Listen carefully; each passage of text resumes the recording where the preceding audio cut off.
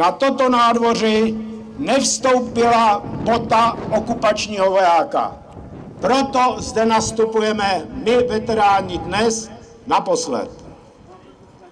Ještě než velitelé shromáždí jednotky se shromažďují u bývalé ošetřovny pluku, chci vám sdělit, že výjimečně před nastoupenými jednotkami budou sedět ti příslušníci pluku, veteráni, kteří utrpěli vážná zranění a nejsou schopni onu plánovanou hodinu nástupu stát ve tvarech. Hodiny se přesmístíme volně do prostoru zámku Holešov, kde bude do odpoledních hodin různé druhy zábavy. Ve 14 hodin se skočí příslušníci 601. a 102. průzkumné 601. skupiny speciálních sil a 102. průzkumné roty. Dále tam bude ukázka bojové techniky vojáků, kteří sloužili v misích. Jsou tam další atrakce, kolotoče a podobně. To je vše. Jak vidíte, volným krokem nastupují jednotky, velitelé rot je srovnají a poté začne oficiální část, tak jak jsem ji uvedl.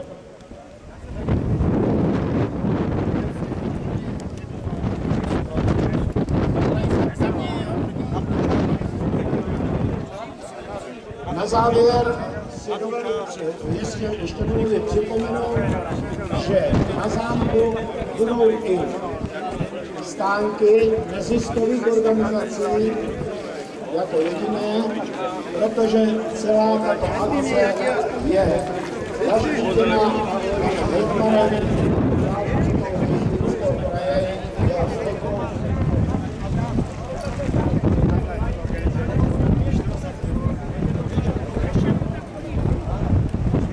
Dámy a páni, vážení kolegovia a kolegyne, vítam vás v mene klubu výsadkových veteránov Holešov v bývalých kasárnach z jednoho výsadkového pluku, teraz Vyššej a strednej policajnej školy Holešov.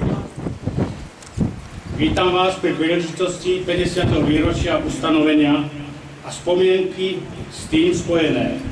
Zároveň vám želám príjemné prežitie dňa.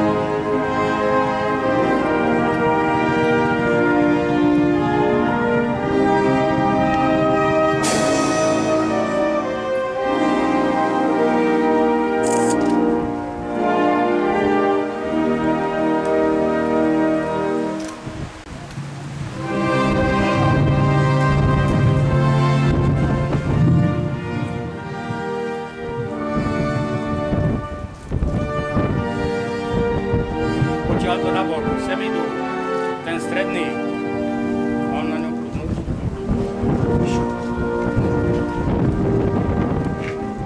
Odtiaľ preč odtiaľ, tam bude pravo.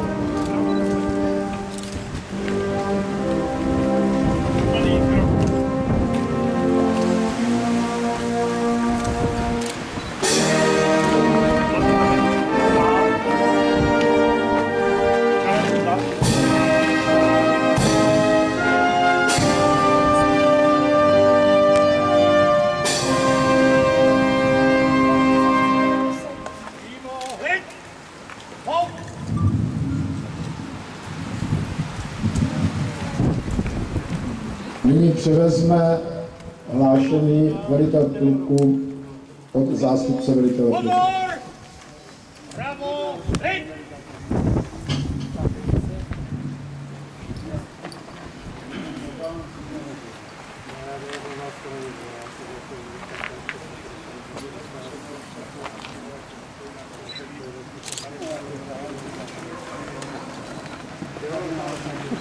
Já jsem stihla.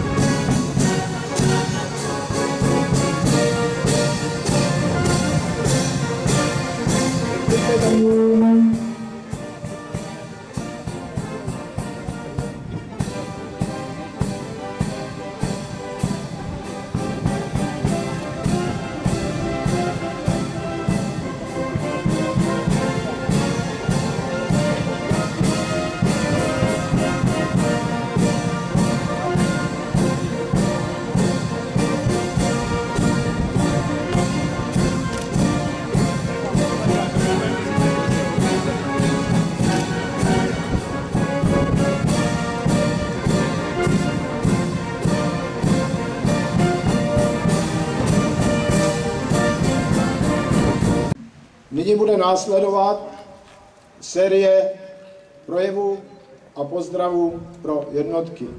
Hukot letounů a první krok do prázdna. Trhnutí padáku a pak ticho. Ticho přerušené hukotem hřebábí, vrchlíků a pak jsme se již dívali na výšky, z výšky, na místa známá a neznámá, do slunce a často i do tmy. Vzpomeňme si na první zásah do terče, na první temnou noc osamění na stráži, na první pocit strachu při zvuku v křoví, na první noční pochod neznámou. Vše to jsme překonali a zvítězili sami nad sebou. Odměnou nám byl červený baret, který dodnes nosíme, a také hrdost, že jsme to dokázali. Nikdy proto nemůžeme zapomenout na svoje kamarády, kteří nám pomohli, když už docházely síly, a také na podporu, kterou jsme jim odpláceli. Jeden za všechny, všichni za jednoho. Toto mušketýrské nás spojovalo a zavazovalo včera jako dnes, a tak tomu bude i zítra.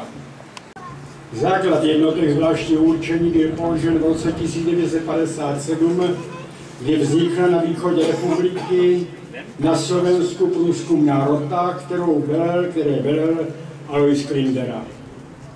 Prvních 28 vojáků, kteří nastoupili k rotě, a další, kteří nastupovali k praporu a po roce 1961 k pluku, zažívalo náročný výcvik, na který s hrdostí všichni vzpomínají. A na otázku, zda chtějí dobrovolně u jednotek zvláštního určení sloužit, odpovídali všichni jednoznačně. Ano.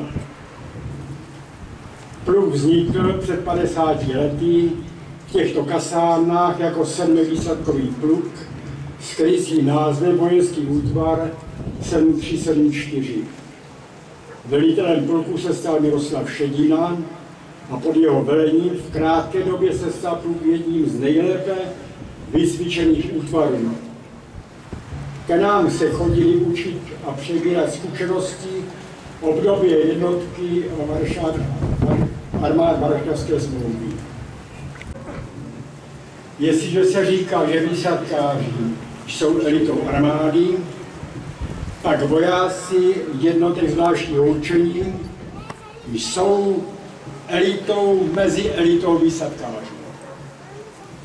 To však neznamená, že všech vojáků výsadkářů si nevážíme a jejich službu u jednotek a způsob znevažujeme. Zdůrazňujeme však, že naše jednotky nikdy nebyly součástí nebo nějakou odnoží výsadkového vojska. Jejich poslání, výcvik, výzbroj byly od samého počátku specifické, byly podřízeny zpravodajským orgánům, byly předurčeny plnit zpravodajsko-diverzní úkoly. Chtěl bych proto zdůraznit, že jednotky zvláštního určení vznikly a vyvíjely se vlastní cestou od samého počátku. Svým posláním i podřízeností nikdy nebyly součástí výsadkového vojska. Vojáci byli cvičeni k samostatnému plnění zpravodajských a diverzních úkolů, obdobně jako paradizantní skupiny v letech druhé světové války. 7. výsadkový pluk byl do své násilné a neodůvodněné likvidace jediným útvarem speciálních sil. Metody použití i výcviků jsou dodnes součástí výcviků speciálních sil České armády. Takto mluví historická fakta a takto by se mělo hovořit a psát o následných paradizantních skupinách, o předchůdcích a historii vzniku speciálních sil armády České republiky. Vojáci, veteráni 7. výsadkového pluku, armádních rot i divizních rot zvláštního určení. Buďme i v dalších letech hrdí na službu u tak významných jednotek. Symbolem tradic jednotek zvláštního určení je zástava 7. výsadkového pluku.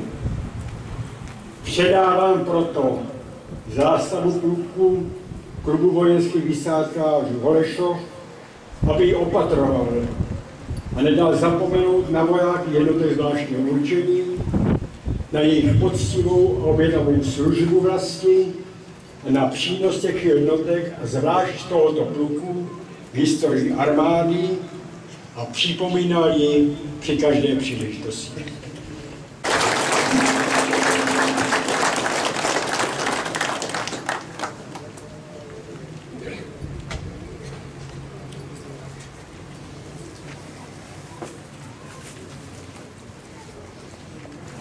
Veteráni, pozor! Výpis z rozkazu předsedy klubu výsadkových veteránů Holešov. Článek 1. Převzetí tradice 7. výsadkového pluku. Klub výsadkových veteránů Holešov, hrdý na tradice československých výsadkových vojsk, vědom si své teritoriální odpovědnosti za uchování tradic a historického odkazu 7. výsadkového pluku zvláštního určení, pluku, který nezradil svoji čest a vojenskou přísahu, pluku věrného památce svých velitelů neprávem postižených za vojenskou lidskou statečnost, přebírá tímto rozkazem odpovědnost za uchování tradic 7. výsadkového pluku zvláštního určení.